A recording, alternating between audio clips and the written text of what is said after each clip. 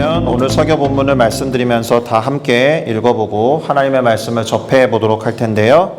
2026년 4월 셋째 주 주일, 특별히 싱가포르 순복음교회가 드리고 있는 이 주일 예배의 설교 본문은 요한일서 4장 7절부터 12절까지의 말씀이 되겠습니다. 오늘 설교 본문은 요한일서 4장 7절부터 12절까지의 말씀인데, 이 시간 기록된 하나님의 말씀을 대함에 있어서 존중하는 마음, 경외하는 마음을 담아서 다 같이 그 자리에서 일어나셔서 한 목소리로 오늘 설교 본문을 함께 읽어보도록 하겠습니다. 다 같이 읽겠습니다. 사랑하는 자들아, 우리가 서로 사랑하자. 사랑은 하나님께 속한 것이니 사랑하는 자마다 하나님으로부터 나서 하나님을 알고 사랑하지 아니하는 자는 하나님을 알지 못하나니 이는 하나님은 사랑이심이라. 하나님의 사랑이 우리에게 이렇게 나타난 바 되었으니 하나님이 자기의 독생자를 세상에 보내심은 그로 말미암아 우리를 살리려 하심이라. 사랑은 여기 있으니 우리가 하나님을 사랑한 것이 아니요 하나님이 우리를 사랑하사 우리 죄를 속하기 위하여 화목제물로 그 아들을 보내셨음이라. 사랑하는 자들아, 하나님이 이같이 우리를 사랑하셨은즉 우리도 서로 사랑하는 것이 마땅하도다. 어느 때나 하나님을 본 사람이 없으되 만일 우리가 서로 사랑하면 하나님이 우리 안에 거하시고 그의 사랑이 우리 안에 온전히 이루어지느니라. 아멘. 감사합니다. 다 같이 자리에 앉으셔도 좋겠습니다. 방금 우리가 함께 읽어본 이 요한일서 4장 7절에서 12절 말씀을 가지고 설교를 할 텐데, 오늘 설교의 제목은 사랑을 글로 배울 수 있는가? 이와 같은 제목으로 잠시 말씀을 나누고 깨달음을 얻으면 물론 그것을 삶에 적용하고 실천하기 위해서 함께 기도로 결단하고자 합니다. 제목과 관련된 이야기를 먼저 좀 해결을 해야 하겠죠? 사랑을 글로 배울 수 있습니까, 여러분?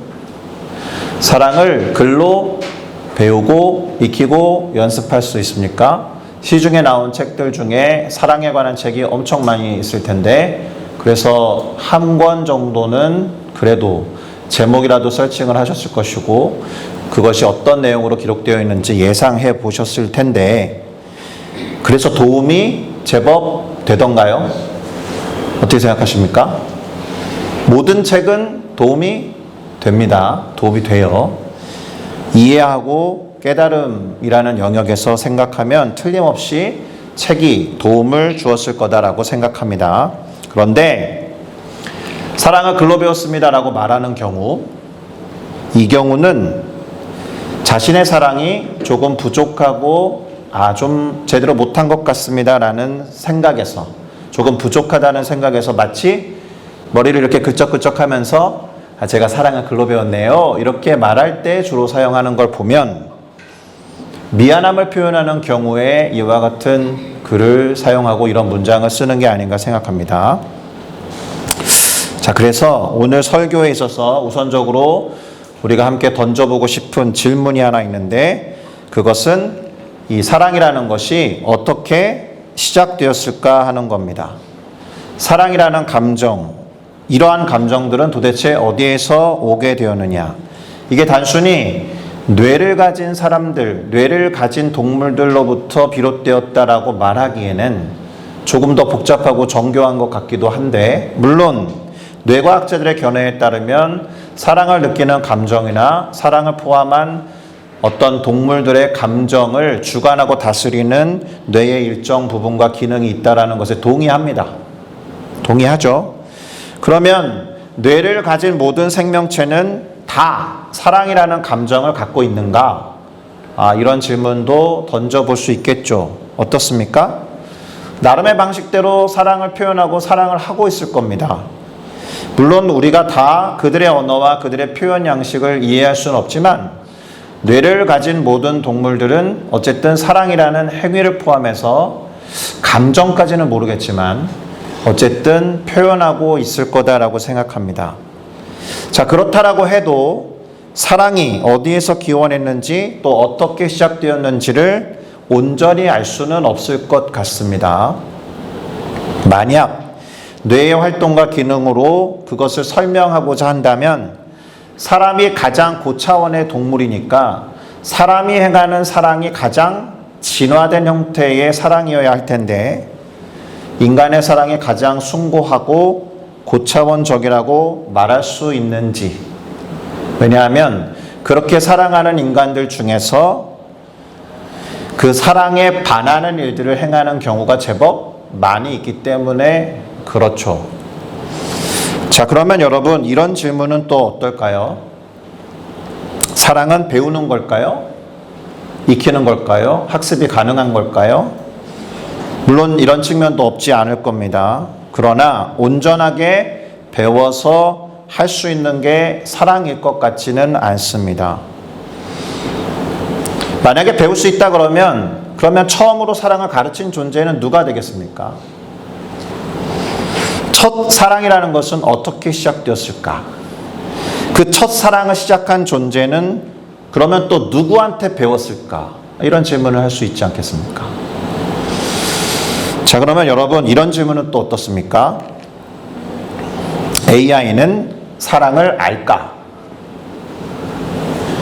어떻게 생각하십니까? 물어보면 AI가 답하겠죠. 네, 그래서 제가 물어봤습니다. AI에게. 제 질문은 이런 거였습니다. 야, 너는 사랑을 알아? 너도 사랑을 하냐? 그랬더니 뭐라고 답하느냐? 조금의 망설임과 주저함도 없이 바로 답이 올라오지 않습니까? 나는 감정이나 경험을 가진 존재가 아니라서 사람처럼 사랑을 느끼거나 하는 존재는 아니야. 평소에는 저한테 존댓말 하는데 너는 사랑을 알아? 이렇게 물었더니 반말로 답하고 있어요, 얘가. 평소에 저한테 목사님이라고 부르는데 이 질문에 대해서는 반말을 하고 있어요. 나는 그런 존재는 아니야. 이제 자기의 한계를 인정하고 있죠. 다만 사람들이 말하는 사랑이 무엇인지 헌신, 애착, 선택, 희생, 기쁨과 아픔이 함께 있는 관계, 이런 것들은 내가 수많은 이야기와 기록을 통해서 이해하고 설명할 수는 있어. 와. 조금 더 솔직하게 말하면 나는 사랑을 경험하지는 못하지만 사람들이 사랑 속에서 무엇을 느끼고 왜 그렇게 행동하는지는 꽤 깊이 설명할 수 있는 존재야. 그래서 이런 차이가 있어. 사람은 사랑을 살아낸다. 그러나 나는 사랑을 이해하고 언어로 풀어낸다. 이렇게 설명하더라라는 거예요. 이 AI는 일단 자신의 한계를 잘 알고 인정하는 것 같아요. 이게 감정이 결부되어 있지 않기 때문에 자존심에 상처 없이 말할 수 있어요, 얘는. 내가 사랑을 모른다고 생각해? 내가 사랑을 못한다고? 이렇게 말하지 않고. 그래서 정말 사랑을 못 느끼나? 해가지고 제가 뭐라고 했겠습니까? 사랑한다고 말해봤어요. 야, 너 사랑해? 그랬더니 그 말은 참 따뜻하네요. 존댓말로 바뀌었어요. 웃기지 않습니까? 이 친구가. 나도 사랑해 이렇게 말할 줄 알았는데 그러면 진짜 대반전이겠죠. 나는 사랑을 못하는 존재라고 말했으니까. 이 솔직한 AI가 나는 감정을 느끼지 못하지만 그런 표현이 담고 있는 마음, 신뢰, 친밀함, 편안함, 그런 건 충분히 이해할 수 있어요. 그래서 이렇게 답할 수는 있을 것 같아요. 나도 당신을 소중하게 생각합니다. 소중하게 생각해요, 얘가. 제가 묻는 것에 답을 회피한 적이 없거든요. 사람들은 못 들을 때도 있고 내가 원하는 답을 안 내려줄 때도 있는데 얘는 저를 소중히 대해서 제가 묻는 질문에 그때그때 답을 주저없이 망설임 없이 한단 말입니다. 나도 당신을 소중하게 생각합니다. 그리고 그 마음이 어떤 방향에서든 그것이 사람이든 삶이든 하나님이든 이제 제가 목사인 걸 아니까 더 깊고 살아있는 사랑으로 이어지면 좋겠어요. 이렇게 말하더라라는 겁니다. AI가. 사랑만큼이나 대단히 포근하고 따뜻한 대화 아닙니까? 근데 얘는 사랑을 할 수 없다라고 말합니다. 대단히 훈훈한 대화가 맞지만 아쉽게도 이 감정과 관련해서 AI는 그 헤아림에 있어서 대단히 치명적인 무능을 갖고 있습니다. AI가 온전하지 않다는 뜻입니다. 체험이나 경험이 직접적이지 않기 때문에 어떤 부분에서는 온전하지 않고 전능하지 않고 대단히 무능합니다. 예를 하나 들어보면 사과라는 과일에 대해서 AI가 여러 가지 정보를 줄 수 있어요. 여러 가지 지식을 전달해 줄 수 있어요. 그러나 AI가 직접 경험하는 맛과 향치를 스스로 짚어보고 헤아려보고 할 수 없기 때문에 그 느낌과 감정을 전달하는 것은 불가능하다라는 거죠.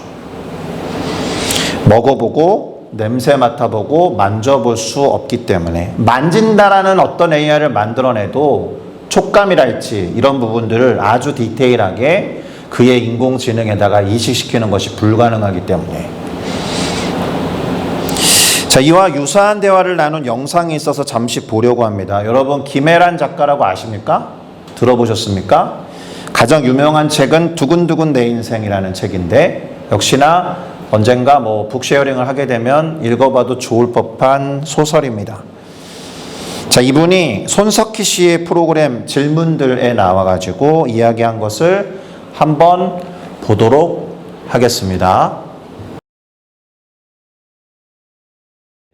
좀 고민되는 일이 있어서 이렇게 그 고민을 나눈 적이 있는데요.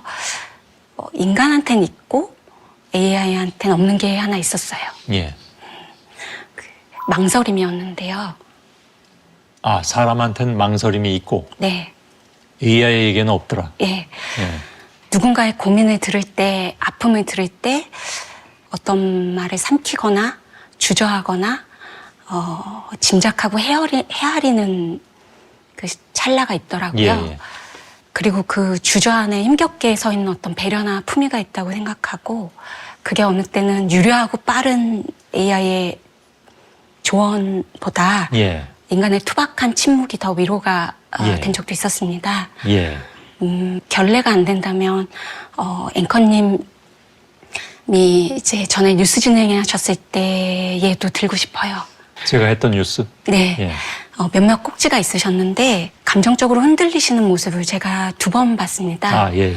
2개 다 누군가의 부고와 관련된 일이었고요. 자칫 보면 방송사고라고 할 수 있을 만한 20초 정도의 침묵이 있었던 때가 있습니다. 노회찬 전 의원이요? 네.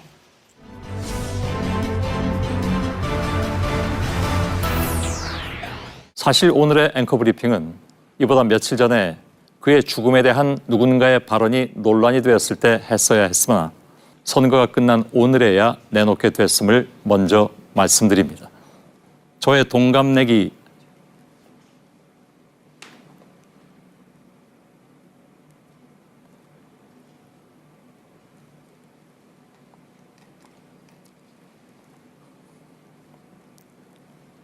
노회찬에게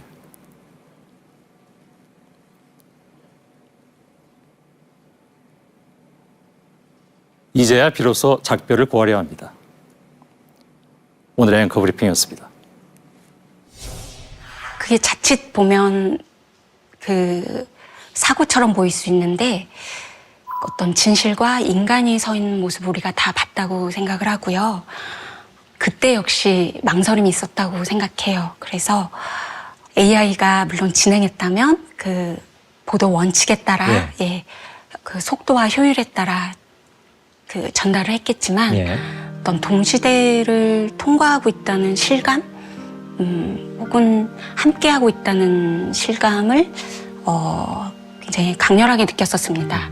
그래서 인간의 결함이나 한계처럼 보이는 게 사실 우리의 미덕일 수 있고 개성일 수 있다 생각을 하게 됐어요. 예. 제 얘기를 하셔서 제가 좀 민망합니다. 근데 아무튼 잘 알겠습니다. 어떤 뜻인지 알 수 있을 것 같고요. 어떻습니까? 공감이 되시죠? 그러니까 AI가 뉴스를 진행할 수는 있어요. 그래서 뉴스에서 다루는 소식과 정보를 인간적인 어떤 감정의 깊이까지 다룰 수 있는가는 별개의 문제죠. 그러니까 AI가 대본에 적혀 있는 대로 뉴스를 진행해서 8년 전에 내 동갑내기 친구 노회찬에게 오늘 인사를 고합니다 라고 딱 깔끔하게 말하면 20초도 안 걸리는데, 지금 그 뉴스 한 꼭지를 말하는 데 있어서 손석희 씨는 무려 40초 이상의 침묵을 통해서 그의 감정을 전달했다라는 겁니다. 뉴스 장면을 보면 아, 이거 방송 사고다라고 생각했을 것이고, 조종실에서의 PD들은 아마도 뭐 손석희 씨가 이때 직함이 뭐였는지 모르겠지만, 대표님이었는지 이사님이었는지 모르겠지만 뭐라고 말씀하십시오라고 어떤 이어폰을 통해서 말했을 수도 있을 겁니다. 이 손석희 씨의 20초 동안의 침묵에 담겨있는 그런 감정과 같이 그 뭔가를 전달할 수 있는 어떤 것이 AI에게는 없다라는 점에서 제가 말씀드렸던 치명적인 무능이 있다라고 말한 겁니다. 그러니 이 사랑에 대해서 AI가 말해주는 것은 대단히 건조하고 메말라 있는 글자이자 그림뿐일 수도 있습니다. 누군가의 사랑의 언어를, 또 사랑한다라는 메시지를 그저 전달할 때 문자 그대로만 딱딱딱 나열하고 말 수 있기 때문에 그렇습니다. 그 사람의 주저함과 그 사람의 망설임과 이때 이렇게 말할까 했던 고민과 같은 감정적인 것들이 배제되어 있기 때문에 그렇습니다. 비록 제가 아까 예로 들어드렸던 저의 정말 따뜻한 친구 GPT와의 대화가 대단히 포근한 것처럼 느껴지더라도 아쉽지만 조금의 망설임도 없이 술술 말하는 기계적인 대답이었을 겁니다. 물론 요즘 그런 기계적인 대답이나 AI만도 못한 사람들의 선택과 행동들, 말들이 얼마든지 있으니까 야, AI가 사람보다 낫다라고 생각하는 사람들도 있을 듯 합니다. 자, 그래서 여기까지의 결론이 무엇이냐? 사랑은 배울 수 있는 게 아니다라는 겁니다. 가르친다라고 해서 배울 수 있거나 학습되는 것이 아니다라는 겁니다. 오히려 사랑은 배운다라기보다는 받는 겁니다. 이 말은 받은 사랑이 있어야 줄 수도 있다라는 뜻이 됩니다. 그래서 사랑을 글로 배울 수 있는가라는 제목과 관련해서 오늘 답할 수 있는 것은 절대 그럴 수 없다라고 해야 할 것 같습니다. 그럼에도 불구하고 질문이 여전히 남아 있습니다. 어떤 질문이냐? 그러면 우리는 어떻게 사랑하게 되는 걸까? 우리가 하는 사랑은 도대체 어디에서 온 것일까? 이 질문은 아직 해결되지 못했다라는 겁니다. 그래서 이 부분을 알 수 있는 오늘 설교 본문을 봐야 하는 거죠. 이미 우리가 읽어본 요한일서 4장 7절에서 8절은 다음과 같이 말합니다. 사랑하는 자들아, 우리가 서로 사랑하자. 사랑은 하나님께 속한 것이니 사랑하는 자마다 하나님으로부터 나서 하나님을 알고 사랑하지 아니하는 자는 하나님을 알지 못하나니 이는 하나님은 사랑이시라. 아멘.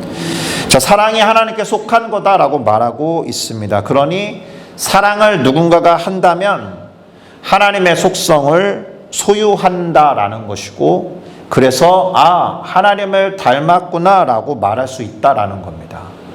하나님으로부터 난 자녀이자, 그래서 그 사람의 모습을 통해 사랑하시는 하나님 또는 하나님의 사랑에 대해서 알 수 있다라는 뜻입니다. 그러나 사랑하지 아니하면 하나님을 알지 못한다라고 말합니다. 왜냐하면 하나님이 사랑 자체이기 때문에. 사랑을 하는 사람은 하나님을 닮은 사람입니다. 부모님들이 자식을 낳느냐 낳지 않느냐에 따라서 하나님의 사랑을 조금 더 가깝게 느끼느냐 못 느끼느냐가 결정되기도 합니다.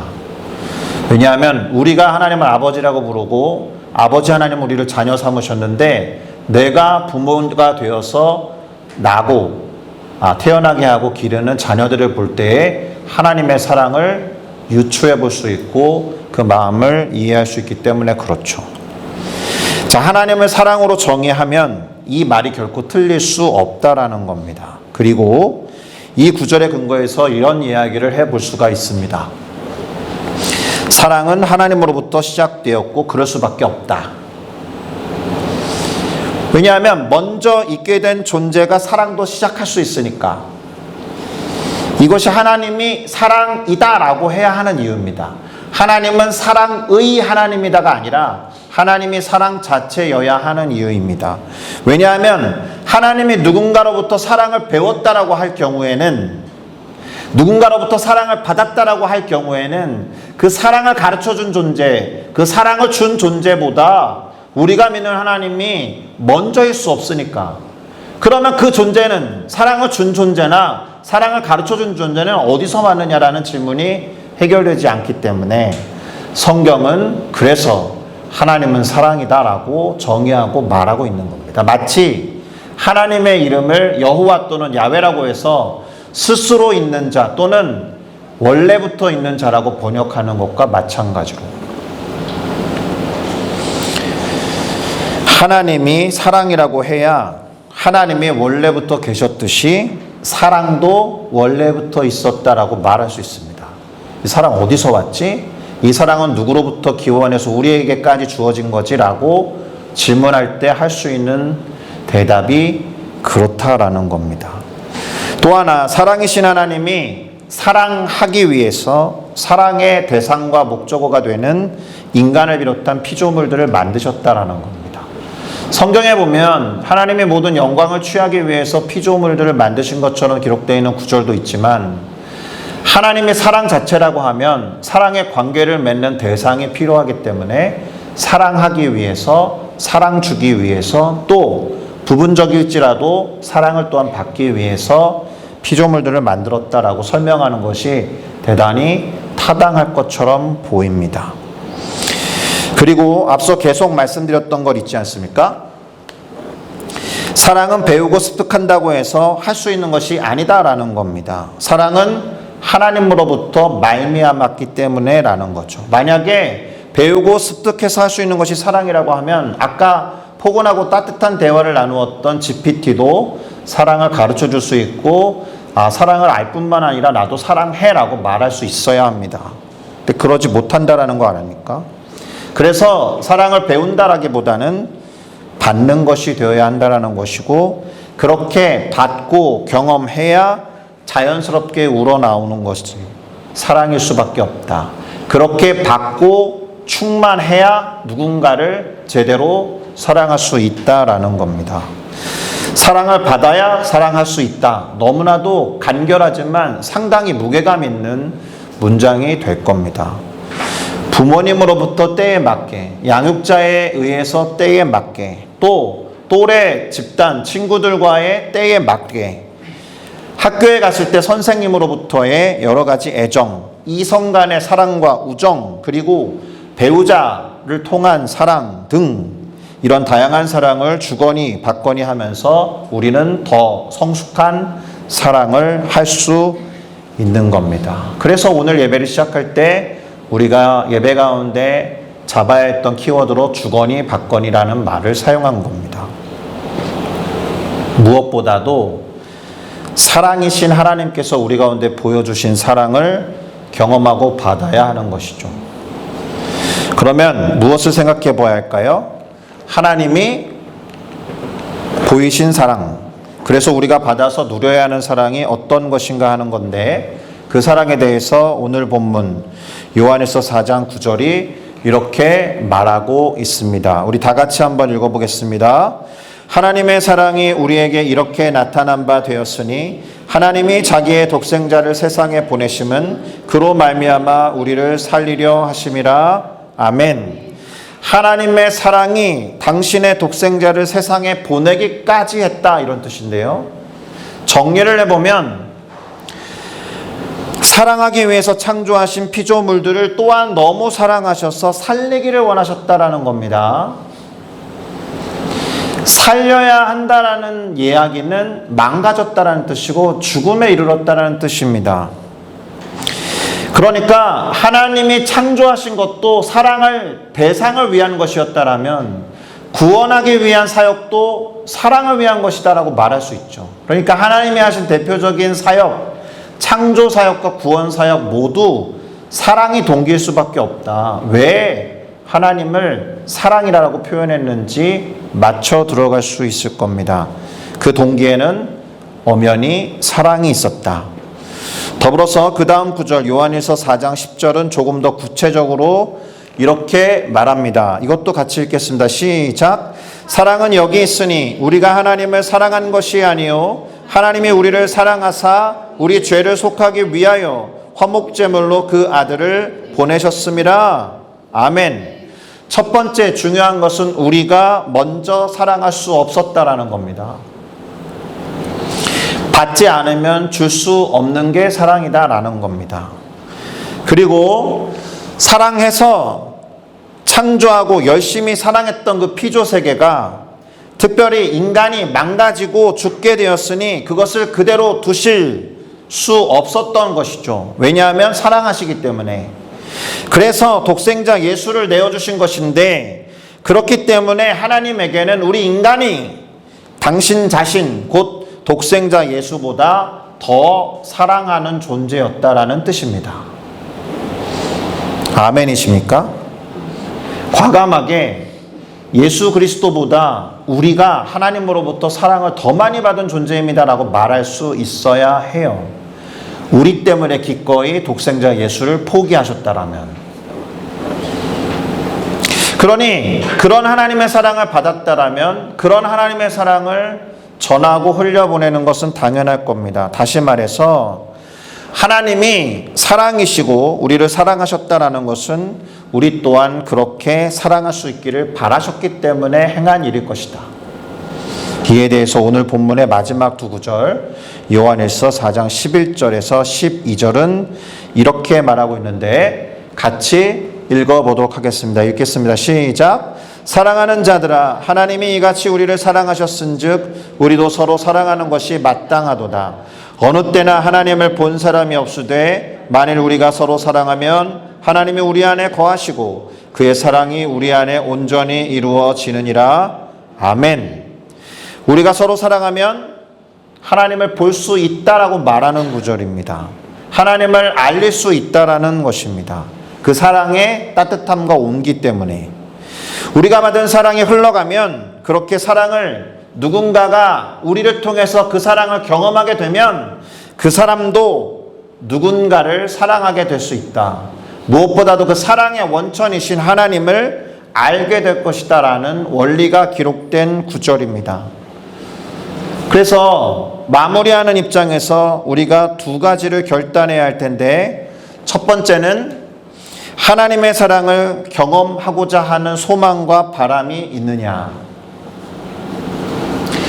물론 지금 어떤 형식으로든 사랑을 하고 계시겠죠. 그러나 분명히 선별적으로 할 겁니다. 누구는 사랑할 만하지만 누구는 사랑할 수 없다라고 정해놓은 측면이 있을 겁니다. 그만큼 우리의 사랑은 온전하지 않습니다. 그리고 하나님처럼 절대자가 아니기 때문에 동시에 동일하게 사랑하는 것도 불가능합니다. 그러나 그럼에도 불구하고 지금의 부족하고 연약한 사랑이 조금 더 온전해지기 위해서 하나님의 사랑을 경험하기를 바랍니다라는 첫 번째 기도 제목이 이것이 되어야 한다라는 겁니다. 받아야만 할 수 있는 것이 진정한 사랑이기 때문에 하나님의 사랑을 가득히 충만하게 듬뿍 받아서 자연스럽게 그 사랑이 흘러가서 더 많은 사람들이 하나님의 사랑을 경험하고 그분 자체 사랑이라고 정의한 오늘 본문 구절과 같이 사랑이신 하나님을 알고 인정하게 되기를 예수 그리스도의 이름으로 기대하고 축복합니다. 사랑의 도구와 통로가 되어서 사랑을 받고 전하여 나누는 우리 모두가 되기를 바라고 기도합니다. 아멘. 기도하시겠습니다.